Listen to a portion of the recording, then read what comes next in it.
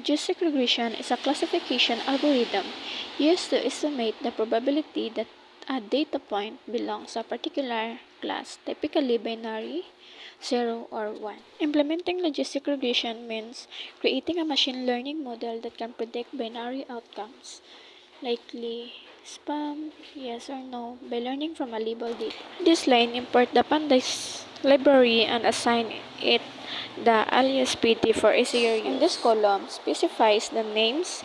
It is important to specify the column's name because the CSV file might not have a hidden row.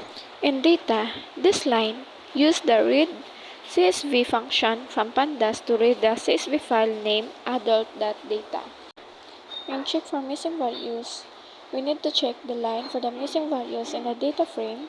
Data.data is null creates a boolean from data frame indicating where missing values are and sum the true values in each column is giving the count of missing values per column. And drop the rows with the missing values. From sklearn model selection, import train test split.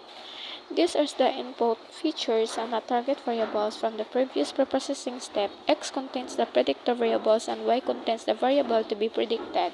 And X-train used to train the model. X-test test the model's performance. Y-train variable corresponding to X.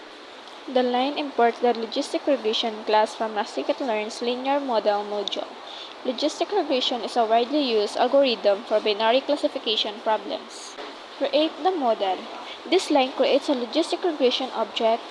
Max enter is equal to 1000 sets the maximum number of iterations for the optimization algorithm. In this code, demonstrate a standard way to evaluate a classification model's performance. Evaluating on a test set that was not used for training is crucial to get a realistic estimate of how well the model will generalize to the new unsent data. The output provides a clear summary of the model's performance on the test data.